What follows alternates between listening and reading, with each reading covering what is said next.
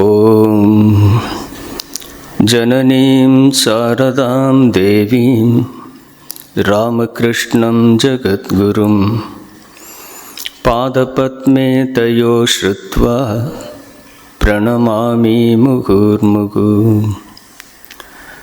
அருள் தரும் உன் விஷிகள், அமுதமே உன் மொழிகள், கருணைதான் உன் வழிகள், கலைந்திடும் வரும் பழிகள். ஜெயராம் கிருஷ்ணா. எல்லாருக்கும் நமஸ்காரம். எல்லோரும் நல்லா இருக்கீங்களா? ரொம்ப நாள் ஆச்சு பார்த்து. நடுவில் வேறு நிகழ்ச்சி இருந்ததுனால வர முடியல.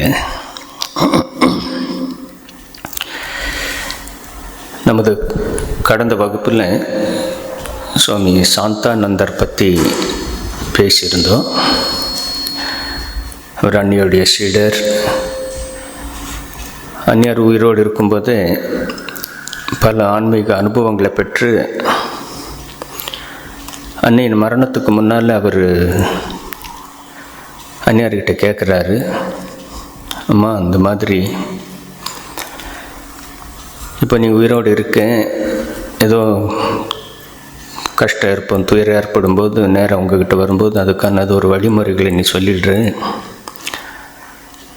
நீ மறைஞ்சதுக்கப்புறம் என்ன பண்ணணும்னு ரொம்ப வேதனையாக கேட்கும்போது அன்னையார் அவருக்கு பதில் சொல்கிறாங்க.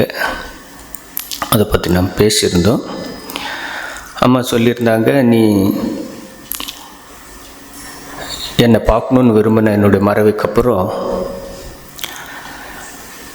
நீ எந்த விஷயத்துக்காக என்ன கேட்கணும்னு அந்த விஷயத்தை நினச்சி என்கிட்ட கோரிக்கை வச்சு ஒரு வாரம் 10 நாள் தனிமையில் இருந்து சாதனை செய்து என் சிந்தனையிலே இரு, நான் உனக்கு காட்சி தந்து பதில் சொல்கிறேன்னு சொல்லியிருந்தாங்க. ஆமாம், அதே மாதிரி ஒரு 2-3 அக்கேஷனில் அவருக்கு அந்த ஒரு இக்கட்டான சூழ்நிலை வந்தது. இக்கட்டான சூழ்நிலை என்ன, மக்கள் சேவைக்கு சில பாதிப்புகள் வந்தது. அதுக்கு ஒரே தீர்வு அந்நியர் வாயிலிருந்து என்ன வருது, அம்மா இது தொடரட்டுமா வேண்டாமா அப்படிங்கிற ஒரு சூழ்நிலை வரும்போது அவர் அம்மாவை நினச்சி சாதனை செஞ்சு இருக்கிறாரு. அப்போ அம்மா அந்த விஷயத்த சொல்கிறாங்க, நீ ஒன்றும் பயப்பட வேண்டாம். அந்த காலத்தில் ஒரு முக்கியமான நம்முடைய பிரான்ச் சென்டர் ஒரு ஹாஸ்பிட்டல் ஒரு மூடுற மாதிரி தருவாயில் மூடணுங்கிற ஒரு முடிவு எடுக்கும்போது அப்போது இவர் சொல்லி, இல்லை கொஞ்சம் வெயிட் பண்ணு, அம்மா பதிலை கேட்டுட்டு நம்ம பண்ணலான்னு சொல்லுங்க. அது ஒரு வாரம் கழித்து அம்மா நேராக ஒன்றும் பயப்பட வேண்டான்னு சொல்லு, சூழ்நிலை நல்லா ஆகும் அப்படின்னு சொல்லி அதுக்கப்புறம் அதே மாதிரி அதிசயமாக நடந்தது. அதே போல் அந்த சாந்தானந்தருக்கு அவருடைய இறுதி காலத்தில் அவருக்கு டிபி நோய் வந்திருந்தது. அது இந்த காலத்தில் நல்ல மருந்து இருக்குது, அந்த காலத்தில் மருந்தெல்லாம் இல்லை. சசி மகாராஜ் அந்த டிபியிலே தான் 48 வயசுலேயே காலமாயிட்டார். அந்த காலத்தில் இதெல்லாம் ஒரு 1930-40 அந்த டைமில் இருக்குன்னு நினைக்கிறேன். கஷ்டமான சூழ்நிலை. ஸோ அது தொற்று நோய் மாதிரி இருந்தது.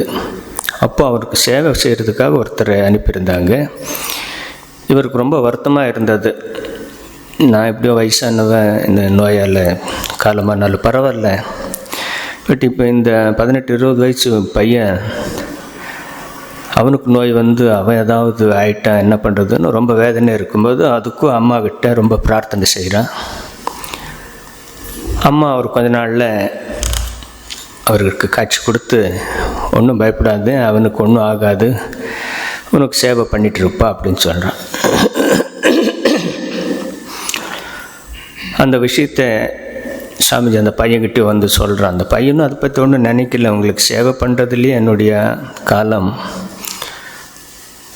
முடிஞ்சாலும் அதை பற்றி ஒன்றும் இல்லை, சேவை முக்கியம் அப்படின்னு நினச்சிருக்கும்போது அவர் இல்லை, நீ சேவை பண்ணாலும் அம்மா சொல்லியிருக்காங்க உனக்கு எந்த பாதிப்பு வராது அப்படின்னு.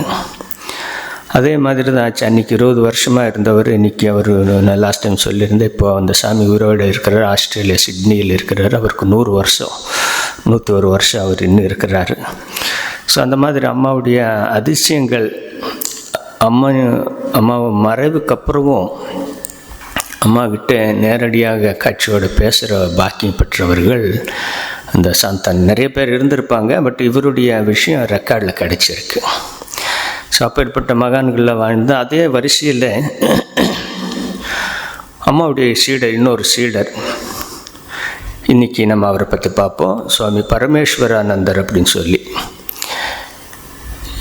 இவர் சின்ன வயசில் இவருடைய பேர் கிஷோரி அப்படின்னு சொல்லி. ஜெயராம்பாடியிலேருந்து ஒரு கொஞ்சம் தூரம் தள்ளி இவங்களுடைய ஊர். அம்மா உயிரோடு இருக்காங்க. இருக்கும்போது இந்த நிறைய இந்த விடுதலை இயக்கத்துக்காக அந்த காலத்தில் ரொம்ப இதாக இருந்தது. 15, 16 அதிலெல்லாம் விடுதலை இயக்க போராட்டத்தில் இளைஞர்கள் ரொம்ப ஆர்வமாக இருந்தாங்க. ஸோ இவரும் அந்த விடுதலை இயக்கத்தில் இருந்து வந்தே மாதரம்னு சொல்லி அங்கெங்கெல்லாம் போகிறது, பிரச்சனையில் இருக்கும்போதெல்லாம் இவர் போயிருந்திருக்கிறாரு. இவருக்கு ஒரு நாள் சின்ன வயசு 18, 20 வயசு, இவருக்கு ஒரு நாள் கனவில் அம்மா மந்திர தீட்சை கொடுக்குறாங்க. கனவுலையே அதுக்கு அப்புறம் அம்மாவை அவர் நேரில் இன்னும் பார்க்கல.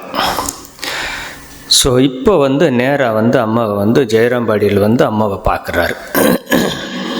முதலாக ஜெயராம்பாடியில் அம்மாவை பார்க்குறாரு. பார்க்கும்போது கொஞ்சம் கூட்டமாக இருந்தது. அம்மா அந்த கருணைமயமான முகத்தை பார்த்து அம்மா சொல்கிறாங்க, எல்லோரும் நலந்தானே, மீண்டும் வா அப்படின்னு சொல்லி இந்த பையனுக்கு சொல்கிறாங்க. அன்றைக்கி முதல் சந்திப்பில் அவ்வளோதான் ஆகுது. அதுக்கப்புறம் பேசவோ வாய்ப்பு இல்லை, இவன் போய்டுறாரு. அப்புறம் கொஞ்ச நாள் கழித்து மறுபடியும் வருவார். வரும்போது அம்மா சொல்லுவாங்க, எல்லாம் நலந்தானப்பா, என்ன பண்ணிகிட்ருக்கீங்க அப்படின்னு கேட்குறாங்க. நம்ம இந்த வந்தே மாதரம் சொல்லி சுதந்திர இயக்கத்துக்காக போராடிட்டுருக்கோம் அப்படிங்கிறாங்க. அம்மா சொல்கிறாங்க, வேறு என்ன பண்ணுறீங்கன்னு. இல்லை, இதுதான் பண்ணுறோம் அப்படின்னா. என்னப்பா வெறும் வந்தே மாதரம்னு சொன்னால் போதுமா? விவேகானந்தர் கூறியிருக்கிறப்பார், நாமளும் கொஞ்சம் உழைக்கணும். நிறைய பேர் அந்த ராட்டெல்லாம் வச்சு நுழைத்து நம்முடைய சுய உற்பத்திக்காக எவ்வளோ போராடுறாங்க. அதெல்லாம் நீ பண்ணாமல் வெறும் வந்தே மாதரம்னு சொல்கிறையே, என்னப்பா இது அப்படின்னு ஒரு கிளியராக சொல்கிறாங்க. அம்மாவுடைய வார்த்தைகளை பார், இதோ பார், வந்தே மாதரம் என்று முழங்கி வெறும் ஆரவாரம் செய்யாதே. ராட்டை கொண்டு வா, துணியை நெய், ஒரு ராட்டை கிடைக்குமானால் 100 நூற்கலாம் என்று எனக்கே ஆர்வமாக உள்ளது. அம்மாவே, நானே ராட்டில் உள்ளது. வேலை செய்யுங்கள், வெறுமனே ஆரவாரம் செய்வது நல்லதல்ல. இளைஞர்கள் எப்படி போகிறார்கள் பார் அப்படின்னு இவருக்கு ஒரு நறுக்கா சொல்கிறாங்க. அப்புறம் பாரு, நிறைய எழுதின புஸ்தகத்தை படி, அவர் எல்லாம் என்னென்ன பண்ணணும்னு சொல்லியிருக்கிறாரோ அதை படி நடங்கோ அப்படின்னு ஒரு ஸ்ட்ரிக்டாக விடுதலை போராட்டத்தில் ஈடுபடணும். அதே நேரத்தில் வெறும் பேச்சோடு இல்லாமல் நம்முடைய பங்களிப்பு அதில் இருக்கணும் அப்படிங்கிறது சொல்கிறாங்க. அது அந்த காலத்திலே அம்மா சொன்னது அது இந்த காலத்துக்கும் பொருந்தும். அப்போது அந்த மாதிரி ஒரு சூழ்நிலை, அடிமையாக இருந்து நம்ம ஆத்ம நிர்பருக்காக, சுயசார்புக்காக போராடணும்னு அம்மா அன்றைக்கே சொல்லியிருந்தாங்க. இன்றைக்கி ஏதோ அமெரிக்கா நமக்கு ஏதோ ஒரு தொந்தரவு கொடுக்குறேன்னு சொல்லி நம்ம எல்லோரையும் ஒருங்கிணைத்து ஒற்றுமை செய்து நம்ம பொருளுக்குள்ளேயே நம்ம வாங்கணும், நம்ம ஒரு தயாரிப்பு பண்ணணும்னு சொல்லி ஆட்டோமேட்டிக்காக நம்ம எல்லாருமே ஒரு சாலிட் இதுக்கு வந்துட்டோம். இனி யாரையும் சார்ந்து இருக்க வேண்டிய அவசியம் இல்லாத ஒரு சூழ்நிலைக்கு நம்ம வந்துக்கிட்டு இருக்கோம். இப்படியெல்லாம் நடந்தால் தான் ஒரு மிகுந்த ஒரு உச்ச நிலைக்கு வர்றதுக்கான வாய்ப்பு இருக்குங்கிறத விவேகானந்தர் அப்போவே சொல்லிட்டார்.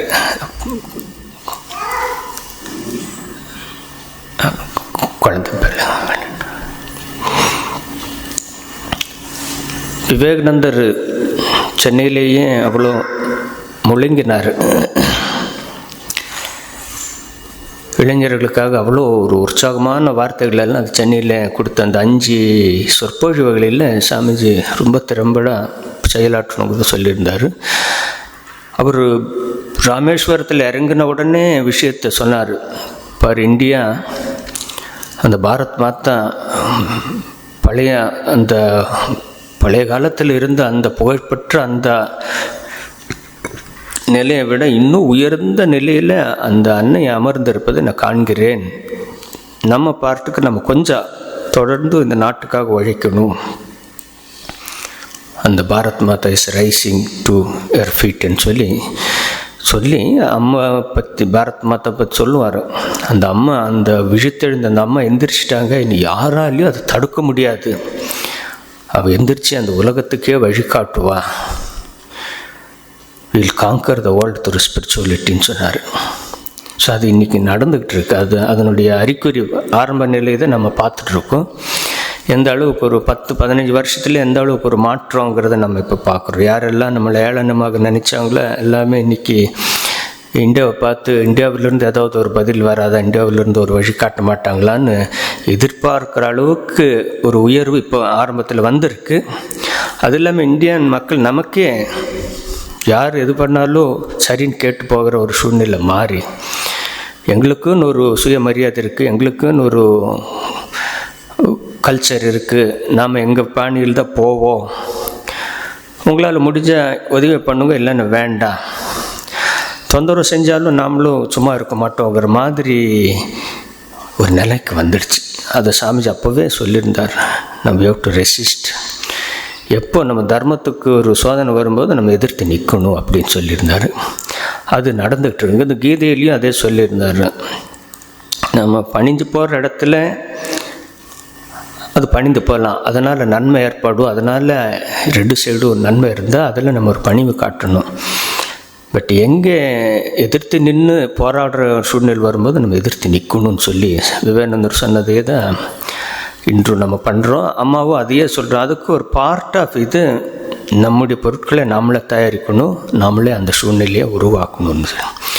ஸோ இந்த இளைஞனுக்கு அது ஒரு பெரிய ஒரு திருப்புமுனையாக அமைஞ்சது. அவர் ரொம்ப சந்தோஷப்பட்டு அவன் சொல்வார், அன்று அன்னையின் வார்த்தைகள் எங்களுக்கு ஒரு பாதை காட்டின என்று தான் சொல்ல வேண்டும். எங்கும் இருள் சூழ்ந்த வழியில் அந்த அன்பு மொழிகள் எங்களை வழி நடத்தின அப்படின்னு அந்த இளைஞர் சொல்கிறார். இந்த பரமேஸ்வரானந்தர் சொல்கிறார். அதுக்கப்புறம் இவர் மடத்தில் சேர்ந்துடுறாரு. மடத்தில் சேர்ந்ததுக்கப்புறம் அம்மாவுக்கு சேவை பண்ணுவார். அப்புறம் இவர் அந்த கோயில்பாறை ஆசிரமம்னு சொல்லி ஜெயராம்பாடி போனவங்களுக்கு தெரியும். ஜெயராம்பாடி அன்னை பிறந்த இடத்துலேருந்து ஒரு 6-7 கிலோமீட்டர் தள்ளி இன்னொரு சின்ன ஆசிரமம்.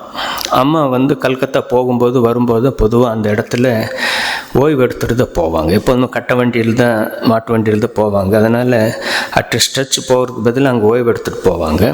ஸோ என்னுடைய சீடர்கள் எல்லாம் அங்கே ஒரு சின்ன ஆசிரமத்தை உருவாக்கியிருந்தாங்க.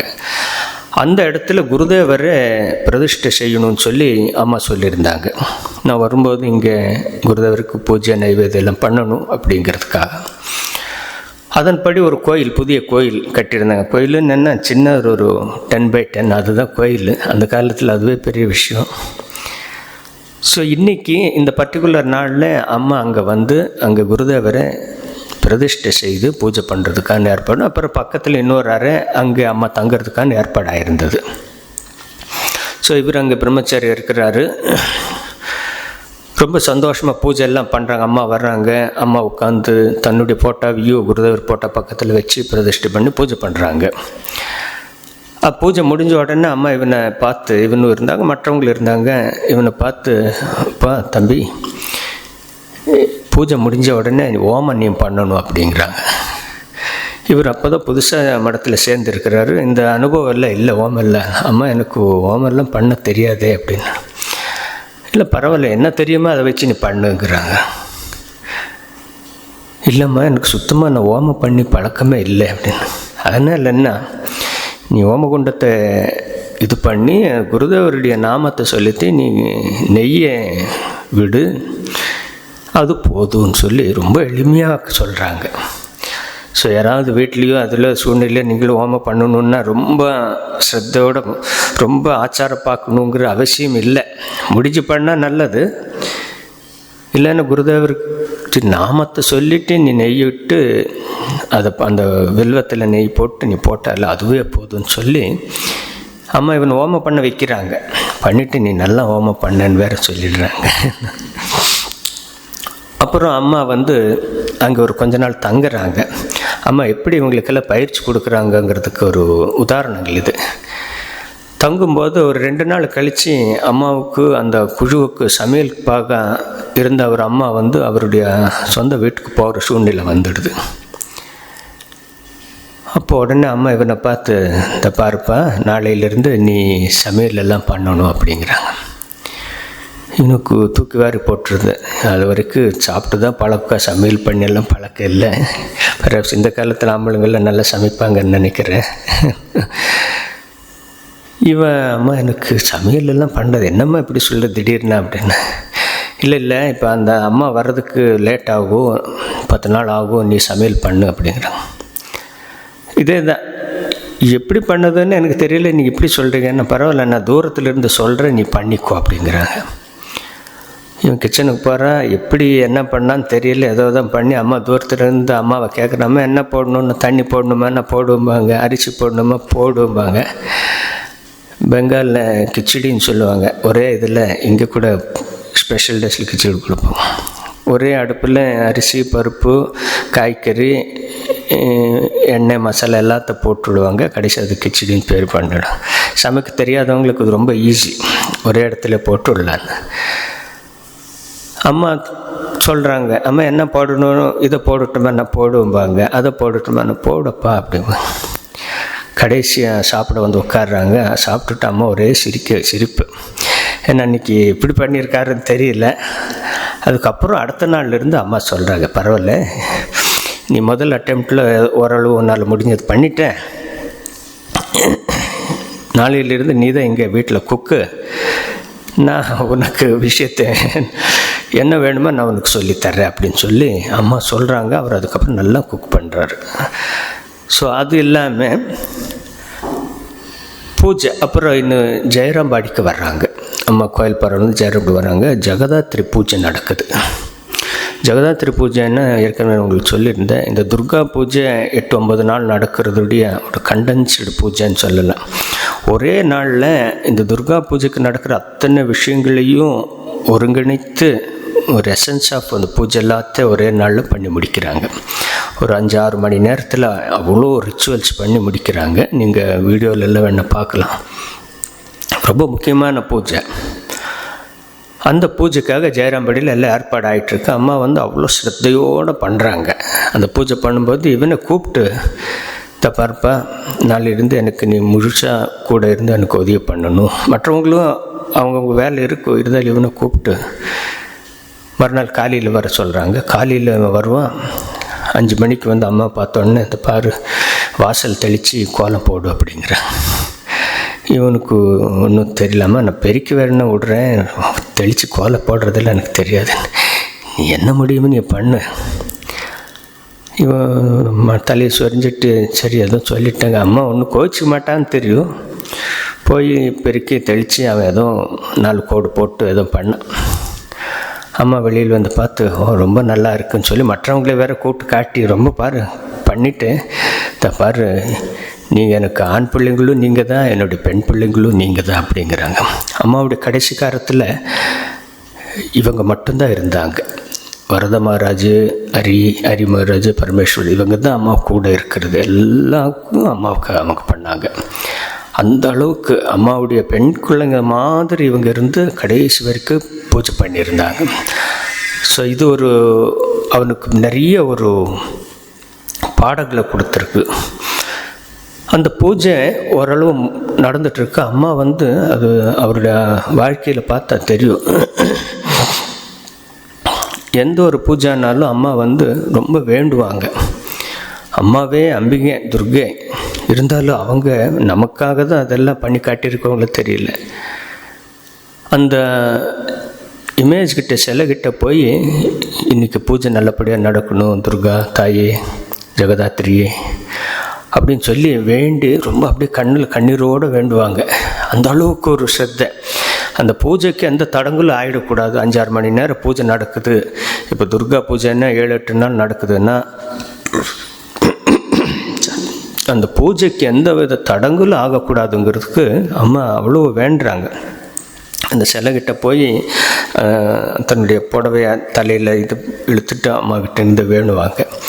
இதை இவங்க எல்லாம் பார்த்து ஆச்சரியப்படுறாங்க. பூஜைக்கான ஏற்பாடாகிருக்கு, எல்லாமே நல்லா தான் நடந்துக்கிட்டு இருக்கு. இருந்தாலும் அம்மா இத்தனை அடிக்கடி வந்து இப்படி வேண்டிட்டு போகிறாங்க என்னான்னு நினைப்பாங்க.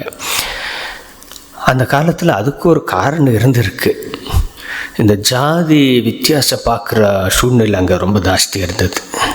ஜெயராம்பாடியிலெல்லாம் அந்த காலத்தில் ரொம்ப ஆச்சாரம் பார்ப்பாங்க. ஒவ்வொரு முறை பூஜை பண்ணும்போது அந்த குலகுரு அவங்களுடைய வம்சத்தில் யாராவது பூஜை பண்ணுவாங்க, ஏதாவது ஒரு பிரச்சனை பண்ணுவாங்க. ஸோ அதையே எதிர்பார்த்த மாதிரி இவர் இங்கே இருக்கிறாரு. அன்றைக்கி கூட அதே பூஜைக்காக பூஜை முடிஞ்ச உடனே கஷ்டப்பட்டு பூஜை முடிஞ்சிடுச்சு. அந்த பூஜையிலேருந்து அது ஒரு சின்ன பாயசத்தை எடுத்து வந்து எல்லாருக்கும் கொஞ்சம் கொஞ்சம் ஒன்று கொடுப்பாங்க, அவங்க உட்காந்து பிரசாதம் சாப்பிட்றதுக்கு முன்னால். அப்போ அம்மா வந்து ஒரு சாமியை கூப்பிட்டு அப்போ அந்த பிரசாதத்தை கொண்டு வந்து முதல்ல அந்த பூஜை பண்ண அந்த குருக்கு கொடுன்னு சொல்லுவாங்க. அவர் அந்த கிண்ணத்தை எடுத்து வந்து அவருக்கு கொடுக்குறாரு. அவர் வாங்க மாட்டேங்கிறார் அந்த பூஜாரி. ஏன்னா அவர் பூநூல் போடலை, அவர் கையிலிருந்து நான் பிரசாதம் வாங்க மாட்டேங்கிறார். இது என்னப்பா இது? அம்மா சொல்கிறாங்க, அம்மாவுக்கு தேவிக்கு படித்த நைவேத்தியம் படித்த அந்த பிரசாதத்தை சாப்பிட்றதுக்கு ஏன் அப்படிங்கிற? இல்லை அவன் பூநூல் இல்லை, நான் சாப்பிட மாட்டேன் அப்படிங்கிறான். அன்றைக்கி தான் அம்மாவுக்கு ரொம்ப கோபம் வருது. என்ன இது? அந்த சாமி கையில் நீ பிரசாதம் சாப்பிட்டா உங்களுடைய 14 தலைமுறைக்கு விடுதலை கிடைக்கும், முக்தி கிடைக்கும், உனக்கு இவ்வளோ தூரம் அகங்காரமா அப்படின்னு கேட்குறாங்க. அந்த அளவுக்கு அம்மா சொல்கிறாங்க, புக்கில் இருக்குமா. சொல்லிவிட்டு அப்போது அம்மாவுடைய பிரதர் இருப்பார், காளி மாமான்னு சொல்லியிருப்பார். அவர் சொல்கிறாங்க, அக்கா இப்படியெல்லாம் சொல்லாத, அம்மாவுடைய தம்பி, அவர் நம்முடைய குலகுரு, நீ அப்படியெல்லாம் சொல்ல வேண்டாம் அப்படின்றான். அது அம்மா அதுக்கு சொல்கிறாங்க, இவர்களது கையிலிருந்து சாப்பிட மாட்டேன் என்கிறீர்களே, இவர்கள் தருகின்ற உணவை சாப்பிட்டால் உங்கள் 14 தலைமுறையினர் புண்ணியம் பெறுவார்கள் என்றாள். அப்பொழுது அங்கே நின்ற காளி மாமா அன்னையிடம், அக்கா சும்மா இரு, இவர் நமது குலகுரு என்று கூறினார். குருவாம் குரு சொன்னால் ஆயிற்றா, அதன்படி நடக்க வேண்டாமா அப்படின்னு சொல்கிறாங்க. எவ்வளோ ஸ்ட்ரிக்டாக சொல்கிறாங்க பாருங்க. அம்மா வந்து அந்த ஆச்சாரத்தை கடைப்பிடிச்சிருந்தாலும் ஒரு பொது நலன்னு வரும்போது அதை பெருசுப்படுத்தலை. எது நல்லதோ அதை தான் பண்ணணும்ட்டாங்க அம்மா. அந்த கிளியர் கட்டாக அந்த சொல்லிட்டாங்க. சொல்லி கூட இருக்கிறவங்க எல்லாம் ரொம்ப இதாச்சு. இவங்க எதுக்கு பண்ணுறாங்கன்னா அதுக்கு அடுத்தது வரும், அதோடு முடிஞ்சதான். அப்புறம் அந்த உட்காரதில் எங்கே உட்காந்து யார் அந்த பிரசாதத்தை மற்ற சமையலை சாப்பிடு, இது வந்து அந்த பாயச பிரசாதம் வந்தது, எங்கே உட்காந்து சாப்பிட்ணுங்கிறதுக்கான இஷ்யூ. அது வருஷம் நடத்துகிறாங்களாமா, பிரச்சனை பண்ணுறாங்களாமா. யார் முதல்ல உட்காரு, எந்த பூஜாரி எங்கே உட்காரணும், எந்த அசிஸ்டண்ட் எங்கே உட்காரணுங்கிறதுக்கு உள்ள ஒரு பிரச்சனை. அப்போ பண்ணும்போது அம்மா சொல்கிறாங்க, அது ஒரே என்னப்பா அது ஒரே சத்தம் வந்துட்டுருக்குன்னா, இன்னும் அந்த பிரசாதத்துக்கு இன்னும் சரியாக உட்காந்து ஆரம்பிக்கலை அப்படிங்கிறாங்க. அம்மா நேராக வந்து இவங்கக்கிட்ட சொல்லி பாரு, அது ஒவ்வொரு வருடமும் ஏற்படுகின்ற பிரச்சனை தான், ஜாதி பிரச்சனை. அதை கிளப்புவதற்காகவே அந்த ஊரில் பெரிய மனிதர்கள் சிலர் உண்டு. எல்லா ஜாதியினரும் சீடர்களாக எனக்கு இருக்கிறார்கள். தீண்டாமை பற்றி கவலைப்படுவதில்லை என்று ஏதோ சொல்லிடுவாங்க. இவங்களுக்கு நேராக வந்து அவங்ககிட்ட சொல்கிறாங்க. அன்றும் அதுபோல் தொடங்கிய உடனே அன்னை அந்த பூஜாரிக்கிட்ட வந்து சொல்கிறாங்க, உங்களுக்கு வேண்டியது பணம் தானே. அவங்க இப்படி தான் பிரச்சனை பண்ணால் ஒரு தட்சிணை கொடுத்து அதனுடைய இதை ஏதோ காணிக்க கட்டி அதை நிவர்த்தி பண்ணுறதுக்காக பண்ணுவாங்க, வருஷம் அப்படி பண்ணுவாங்க. அம்மா சொல்கிறாங்க, உங்களுக்கு வேண்டியது பணம் தானே, அதை நேராக என்னை கேட்டால் போதாதா? எனக்கு ஏன் இவ்வளோ கஷ்டம் தந்து பணம் பிடுங்க வேண்டிய தேவை? அம்மா சொல்கிற இதெல்லாம் அம்மாவுடைய வார்த்தைகள். இதோ பாருங்கள், நான் அனைத்தையும் பொறுத்து கொண்டு போகிறேன், ஆனால் என் பிள்ளைகளும் இப்படி இருப்பார்கள் என்று நினைக்காதீர்கள் என்று கூறினார். எவ்வளோ தூரத்துக்கு ஒரு ஜாதி பிரச்சனை இருந்திருக்கு பாருங்க. சாமிஜி இதை பற்றி நிறைய சொல்லியிருக்கிறாரு. நம்முடைய வீழ்ச்சிக்கு, இந்தியாவுடைய வீழ்ச்சிக்கு காரணம் இதை நம்ம ரொம்ப பெருசுப்படுத்துறது தான். அந்த சாமானிய மக்கள்களையும் அவங்களுக்கான ஒரு மரியாதை கொடுத்து, ரெஸ்பெக்ட் கொடுத்து நம்ம அவங்கள வச்சுருந்தா தெய்வம் நம்மளை ஆசீர்வாதம் செஞ்சுருக்கும், நமக்கு வழிகாட்டியிருக்கும், வெளி ஃபோர்ஸ் நம்மளை ஆக்கிரமிக்காமல் இருந்திருக்கும்னு சாமிஜி சொல்கிறார். அது அப்படியே நடந்துடுச்சு. அது எங்கெங்கே எப்போ நம்ம கேட்கலையோ நமக்குள்ள பிரச்சனை வந்ததும் அதை பயன்படுத்தி இஸ்லாமியர்கள், ஆங்கிலேயர்கள் நம்மளை சின்ன பின்னமாக்கிட்டாங்க. இன்னும் கூட நம்ம அதிலேருந்து வெளியில் வரல பாருங்கள். எவ்வளோ பெரிய இது பாருங்கள். சாமிஜி ரொம்ப கிளியராக சொல்கிறார். Neglecting the common mass was the cause of our downfall அப்படின்னு. இது நமக்கு எப்போ தான் நமக்கு இந்த தெளிவு வரணும்னு தெரியல. இப்போ ஓரளவு முன்ன மாதிரி கிடையாது. பட் சாமிஜி அதையும் சொன்னார், நீங்கள் அந்த மக்களுக்கு, அடிமட்ட மக்களை உயர்த்த முயற்சி செய்யாமல் இருந்து அவங்களுக்கு ரெஸ்பெக்ட் கொடுக்கலன்னா ஒரு கட்டத்தில் அவங்களுக்கு கீழே அடிமைகளாக நீங்கள் வாழ வேண்டிய சூழ்நிலை வரணுன்னார் சாமிஜி. அதே சொன்னார். இப்போ பார்த்தா மோரார்லெஸ் அப்படி தான்.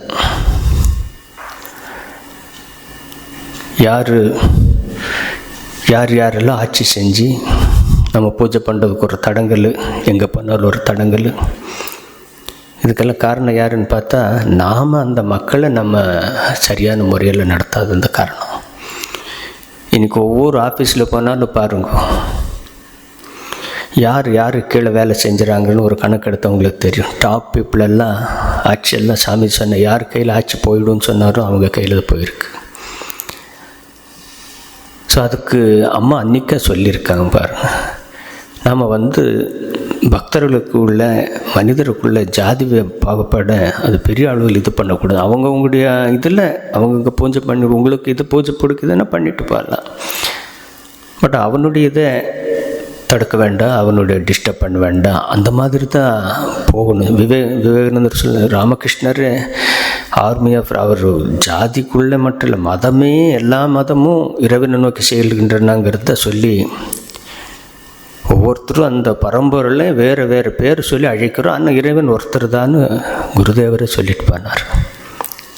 ஒரு தண்ணியே 4 பேர் 4 படித்துறையில் தண்ணிம்பாங்க, வாட்டரும்பாங்க, பழம், ஜலம் என்பாங்க. அதுக்காக நீங்கள் சண்டை போடக்கூடாது, எல்லோரும் இறைவன் நோக்கி செல்கின்றாங்க. கீதையிலையும் அதே தான் சொல்லி, யாரெல்லாம் எந்த வழியில்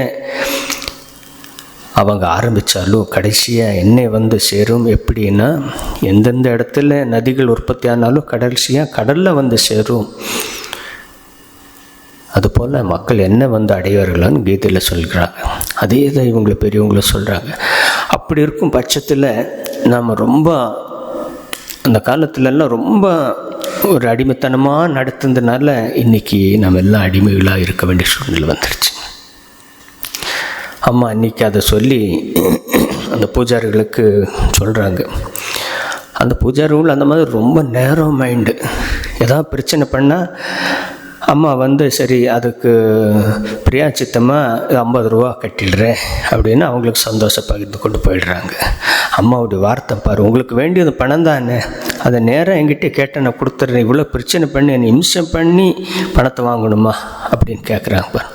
இதெல்லாம் ரெக்கார்ட் ஆகிருக்கு பாருங்க அப்படின்னு. எந்த மாதிரி சூழ்நிலையில் இருந்திருக்கு, அதெல்லாத்தை தாண்டி அம்மா எப்படி வந்திருக்காங்கிறதுக்கு நமக்கு தெரியும். அதுக்கப்புறம் அம்மா அம்மா எப்பப்பெல்லாம் குருதேவர் சிந்தனை இருக்காரோ, குருதேவர் அவர் பிரத்யட்சமாக அவங்க முன்னால் இருந்து காட்சி கொடுத்துட்டு இருந்தார் குருதேவர். குருதேவர் மறைவுக்கப்புறம் அம்மா ஒரு விதவை கோலம் போட்டு இருக்கணும்னு பார்க்கும்போது குருதேவர் தடுக்கிறாரு, நேராக நின்று தடுக்கிறாரு. ஸோ அன்றைக்கி இந்த கோயில்புரம் ஆசிரமத்தில் அம்மா உட்காந்துருக்காங்க. மத்தியானம் வெயில் காலம். குருதேவர் நேராக வந்து அப்படியே அந்த தரையில் படுத்துக்கிறார். குருதேவர் காலமாக எப்போவோ காலமாக இது நடந்தது 1915-16. குருதேவர் 886 அம்மா சொல்லுவாங்க, நேற்று குருதேவர் இங்கே வந்துட்டு போனார், கூலாக இருக்கு போல் இருக்குது, அதனால் இங்கே வந்து படுத்துட்டு அப்புறம் போயிட்டார் அப்படிங்க. ஸோ அந்த மாதிரி அம்மா இவருக்கு சொல்கிறாங்க, நேற்று குருதேவர் இங்கே வந்துட்டு போனாரப்பா அப்படிங்கிறாங்க. ஸோ இதெல்லாம் அந்த தெய்வங்கள் அவங்களுடைய காரியம் முடிகிற வரைக்கும் எப்பப்போ தேவையோ அந்தந்த சூழ்நிலையில் காட்சி கொடுக்க தான் செய்கிறாங்க. பகவான் எல்லா இடத்துலையும் நிறைஞ்சிருந்தாலும் எந்த பக்தனுக்கு அதை ஏற்கின்ற தகுதிய சக்தி வருதோ அப்போல்லாம் அது நடக்க தான் செய்யுது. ஸோ இந்த நிகழ்ச்சியில் நம்ம ஞாபகப்படுத்திக்கணும்.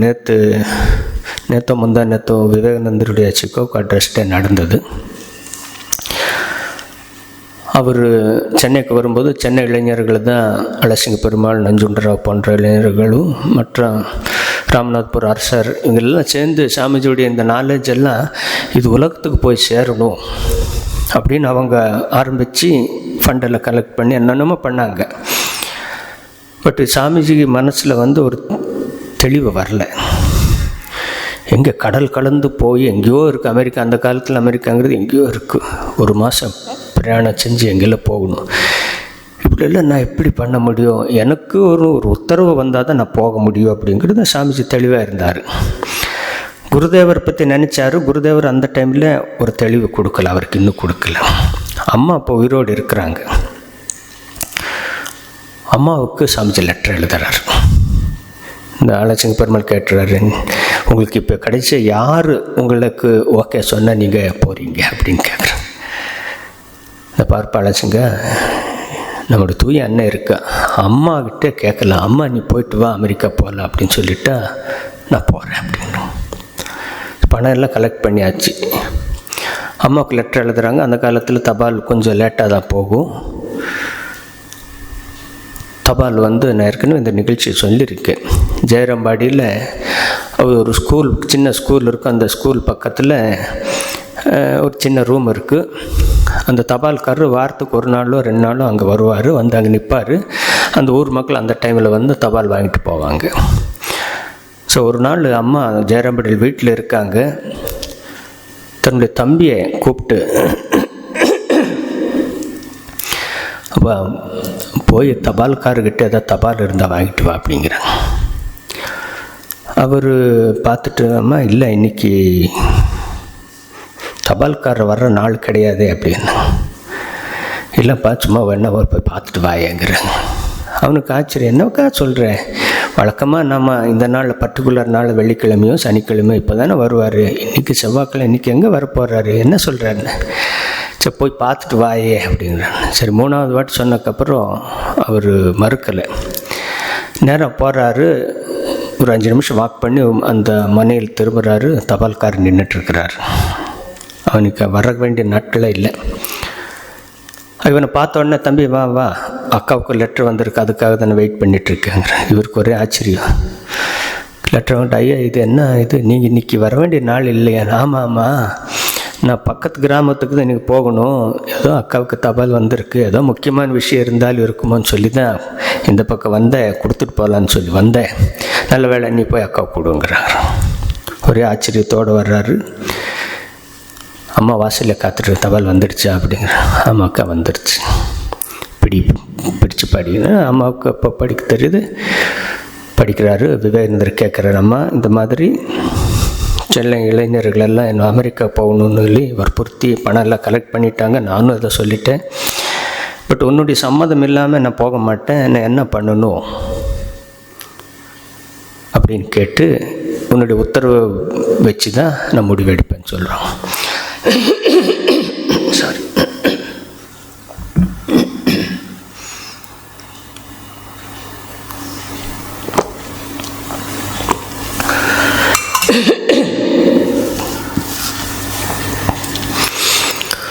அம்மா உடனே பாரு, நிறைய கடிதம் எழுதியிருக்கார், இந்த மாதிரி அவசரமாக கேட்டு எழுதியிருக்கார். நீ உடனே பதில் எழுது அப்படின்னு. சரி, என்ன எழுதணும்? அன்புள்ள நரேன், நீ கண்டிப்பாக போகிறாய். அங்கே நடக்கிற எல்லா ஏற்பாடும் உனக்காக தான் செஞ்சிட்ருக்காங்க. அந்த அமெரிக்காவில் இவ்வளோ பெரிய அந்த கொலம்பஸ் இதில் அவ்வளோ பெரிய நிகழ்ச்சிகள் எல்லாம் நடந்துக்கிட்டு இருக்கு. அது எல்லாமே உனக்காக தான் இறைவனால் செய்யப்பட்டுகிறது. நீ கண்டிப்பாக போகிறாய், நீ வென்று வருகிறாய், எந்த சந்தேகமும் படாமல் நீ போயிட்டு வா. அம்மா இப்படி சொன்னோன்னே அந்த உள்ள ரூமிலிருந்து அம்மாவுடைய அம்மா பாட்டியம்மா அங்கே உள்ளே இருக்காங்க. அம்மா வெளியில் வராங்க. என்னடி பையனை பிள்ளைய கடல் கடந்து போக சொல்கிற அப்படின்னு. கடல் பழுந்தெல்லாம் போகிறதுக்கெல்லாம் அப்போல்லாம் அந்த காலத்தில் அது பெரிய இதாக நினச்சாங்க. என்னடி நீ எப்படி சொல்கிற சாரதா அப்படின்னு. அப்போ அம்மா சொல்கிறாங்க, இல்லைம்மா, நேற்று மத்தியானம் உட்காந்து பூ தொடுத்துட்டு இருந்த குருதேவர் வந்தார். சாரதே, நாளைக்கு நரேன்கிட்ட இருந்து ஒரு கடிதம் வரும், நீ உடனே இந்த மாதிரி பதில் எழுதுன்னு எனக்கு எப்படி எழுதுன்னு சொல்லிட்டு குருதேவர் மறைஞ்சிட்டாரு, அதனால தான் நான் இதில் எழுதுறேன்னு. அப்போ எல்லாம் கம்முன்னு ஆகிடுறாங்க. ரொம்ப கிளியர், அம்மாவை ரொம்ப கிளியர். குருதேவர் வந்து நரேன்கிட்டேருந்து அவன் இன்னும் என் மேலே சந்தேகம், பட் நீ உயிரோடு இருக்கு, அதனால் நீ எஸ்ன்னு தான் அவன் போயிடுவான். இப்படி அவன் கடிதம் வரும்போது இந்த மாதிரி பதில் எழுதுன்னு சொல்லுவாங்க. அது பதில் வந்து சேருது. அதுக்கப்புறம் தான் இன்னும் எல்லாம் ஆயத்தப்படுத்துங்க, நான் ரெடியாக இருக்கேன்னு சொல்கிறாங்க. போகிறாங்க. போனதுக்கப்புறம் கஷ்டங்கள் பட்டார், ஆனால் வெற்றி பெற்று தான் வந்தார். அன்றைக்கி அவர் ஓப்பன் பண்ண அந்த கேட்டு, சாமிஜி அமெரிக்கா போகும்போது அன்றைக்கி 5-6 பேர் தான் இந்தியன்ஸ் இருந்திருப்பாங்க. இன்றைக்கி நீங்கள் பார்த்தா இன்றைக்கி 65 லட்சம் பேர் அமெரிக்காவில் இருக்காங்க, இந்தியன்ஸ். அங்கே சொன்னார், India will conquer the world through your spirituality. Vedanta will be the religion of your country. America சர்ச்சில் விவேகானந்தர் இந்த வார்த்தை சொல்கிறார். எல்லோரும் சிரித்தாங்க. ஆனால் இன்றைக்கி பார்த்தா அதெல்லாம் நடந்துக்கிட்டு தான் இருக்குது. அமெரிக்காவிலேயே 10,000க்கு மேலே இந்து கோயில்கள் இருக்காமல். இதெல்லாம் அன்றைக்கி யாராவது நினச்சிருப்பாங்களா? யாரும் நினச்சிருக்க மாட்டோம். 65 லட்சம் பேர். இதெல்லாம் அன்றைக்கி அவர் தெளிவாக சொல்லுது. அம்மா சொன்னது உண்மை. எல்லா ஏற்பாடும் உனக்காக தான் அங்கே நடந்துக்கிட்டு இருக்கு. இந்த மாதிரி ஒரு தெளிவை குருதேவர் அன்னையாரும் தாங்க இருக்கும்போது சரி, தங்களை மறைவுக்கு அப்புறம் சரி சொல்லிக்கிட்டே இருந்தாங்க எப்போதுமே. இந்தியா எப்படி அது அதே சாமிஜி தான் இந்த அளவுக்கு நமக்கு சொல்கிறாரு. அவருடைய வார்த்தைகள் தெளிவாக, இந்த இந்தியாவுடைய இந்த சூழ்நிலையை பார்த்து நீ ஒன்றும் வருத்தப்பட வேண்டாம், the greater things will come automatically. இப்போ இருக்கிற இந்த சூழ்நிலை பார்த்து இந்தியா அழிஞ்சு போச்சு நீ ஒரு காலும் நினைக்க வேண்டாம். அதுவும் எப்போ சாமிஜி உயிரோடு இருக்கும் 97 ரொம்ப கஷ்டமான காலம். இந்தியன்ஸு வாய் திறக்கவே முடியாது. திறந்தால் உள்ளதை போகணும், இல்லை அடிதான். அப்போவே அவர் வீரமாக கர்ஜித்தார். சென்னையில் எல்லாம் பேசின வார்த்தைகள் அவ்வளோ. ஃபியூச்சர் ஆஃப் இந்தியான்னு சொல்லி லெக்சர், இந்த மாடர்ன் இந்தியான்னு லெக்சர், அதெல்லாம் பார்த்தா 100 வருஷம் 125 வருஷத்துக்கு முன்னாடி இப்படியெல்லாம் சொல்லிட்டு போனார் அப்படிங்கிறது நம்ம ஆச்சரியமாக இருக்கும். அவர் அன்றைக்கி சொன்ன ஒவ்வொரு வார்த்தையும் இன்றைக்கி நிஜமாக நடந்துக்கிட்டு இருக்கு. எந்த அளவுக்கு ஒரு கிளியர் கட்டாக சொல்லியிருக்காரு பார். அப்போ அந்த இளைஞர்களெல்லாம் அன்றைக்கி நினச்சேன், நமக்கெல்லாம் விடுதலை கிடைக்கும், அதெல்லாம் இம்பாசிபிள், வாய்ப்பே இல்லை அப்படின்னு சொல்லாங்க. பட் சாமிஜி அவங்களுக்கு ஆறுதல் கொடுத்தாங்க, நீங்கள் அப்படி இல்லை நினைக்க வேண்டாம். ஏன்னா அந்த அம்மா இந்த இந்தியா பாரத் மாதா எந்திரிச்சு அவனுடைய சிம்மாசனத்தில் அமர்ந்திருக்கிறத நான் கண்ணால் பார்க்குறேன். நீங்கள் இன்னும் ஒரு 50 வருஷத்துக்கு அந்த தேசத்தையே தெய்வமாக நீ நேசித்து நீங்கள் சேவை பண்ணுங்க, வெற்றி நிச்சயம், விடுதலை நிச்சயம் என்னார். 1897 சென்னையில் சொன்னார். கரெக்டாக அவர் சொன்ன 50 வருஷம் கழித்து சுதந்திரம் கிடைச்சிது. 47 சுதந்திரம் கிடைச்சிது. ஆனால் அதுக்கப்புறம் நம்ம அந்த சுதந்திரத்தை எப்படி பேணி பாதுகாப்போம்னு சொன்னால் அதில் தான் நம்ம மிஸ் பண்ணிட்டோம். விவேகானந்தருக்குரிய அதே பாரதத்தை நேசிச்சிருந்தா இந்த சுதந்திரம் அடைஞ்சு 80 வருஷம், கிட்டத்தட்ட 70-80 வருஷம் ஆகுது. இன்றும் நம் ஏழ்மை வறுமையில் நம்ம மக்கள் இருக்காங்கன்னா அதுக்கு நாம தான் காரணம். சுயநலம் வந்துடுச்சு. சுதந்திரம் வந்த உடனே அதோட சேர்த்து சுயநலமும் வந்துடுச்சு. அப்போது ஒரு ஒற்றுமை இருந்தது, விட்டு கொடுக்குற மனப்பான்மை இருந்தது. நாம் எல்லாம் இந்தியர்கள், ஒரு இந்நாட்டு மக்கள் அப்படிங்கிற. இப்போ அப்படியே மாறிப்பாச்சு பாருங்கள். எல்லா இடத்துலையும் சுயநலம். நம்ம தப்பு சொல்லக்கூடாது, அதுவே பார்ட் ஆஃப் லைஃபாக வந்துடுச்சு. இது என்னுடைய வீடு, இது என்னுடைய அப்பார்ட்மெண்ட்ஸ், இந்த ஜன்னல் எனக்கு சொந்தம், அந்த ஜன்னல் உனக்கு சொந்தம். ஒரு டிராஃபிக் வந்தால் சரி ஒரு நிமிஷம் வெயிட் பண்ணலாமே, அவர் போகட்டும், வயசானவங்க கிராஸ் பண்ணாங்கன்னு நான் முதல்ல போகணுங்கிறது. அப்படி போய் என்னதான் பண்ணுறோன்னு அதுவும் தெரியல. நம்மளை எந்த அளவுக்கு நம்ம கீழ்நிலைக்கு இழுத்துட்டோம் பாருங்க. கச்சேரி ரோடு தாண்டி வரதுக்குள்ளே போதும் ஆகிடும். மற்ற இடத்துல எப்படின்னு தெரியல. எல்லாருக்கும் அந்த 2 வீலரில் தான் முன்னால் போகணும், முந்தணுங்கிறேன்னு. ஒருத்தராவது விட்டு கொடுக்கணுங்கிறேன். விட்டு கொடுக்குறவங்க இருக்காங்க, அவங்கள பார்த்தால தெரியப்பட்டு நாம ஏன் இது பண்ணணும் அப்படிங்கிறோம். இந்த சுயநிலை எப்படி வந்தது? அன்றைக்கெல்லாம் அப்படி இல்லை. அன்றைக்கெல்லாம் அந்த சுதந்திரத்துக்கு முன்னாலெல்லாம் ஒரு பொருள் கொடுத்தா என்னை விட மோர் தேவை, யாருக்கு இன்னும் தேவை அதிகமாக இருக்கோ அவனுக்கு போய் கிடைச்சிருக்கான்னு பார்த்து தான் அந்த பொருளை வாங்குகிறாங்க. நம்ம இன்றைக்கி அப்படி பண்ணுறோம்மா?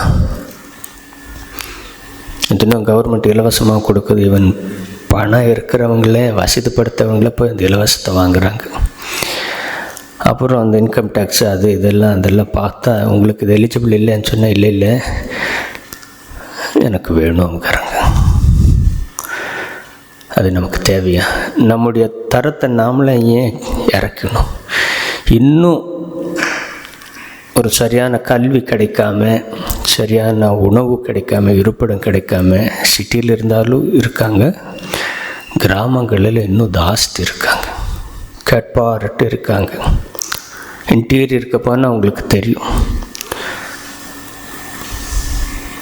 அந்த ஒரு சூழ்நிலை இருக்கும்போது நமக்கு ஏழைங்களுக்காக ஒரு ஸ்கீம் போகுதுன்னா நாமளும் அதில் பங்கு கேட்குறதுல நியாயம் கிடையாது.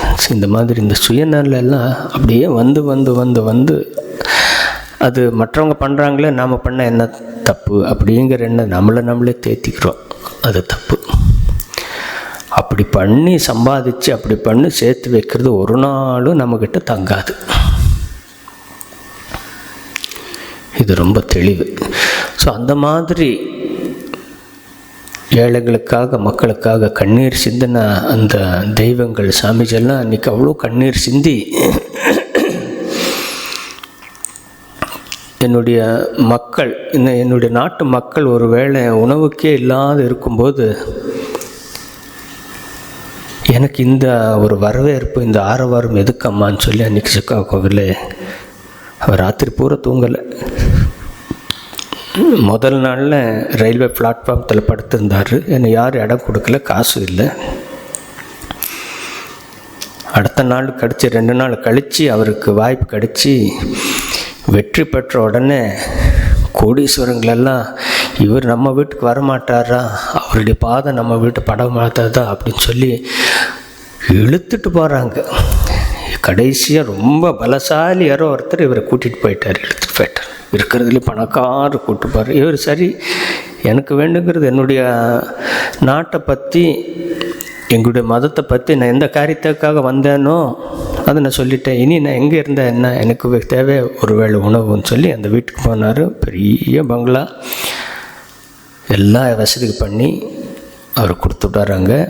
அதை சாப்பிட்டுட்டு ரூமுக்கு போனவர் ராத்திரி பூரா தூங்கலை, பேசிகிட்டே இருக்கிறாரு, அழுதுகிட்டே இருக்கிறாரு.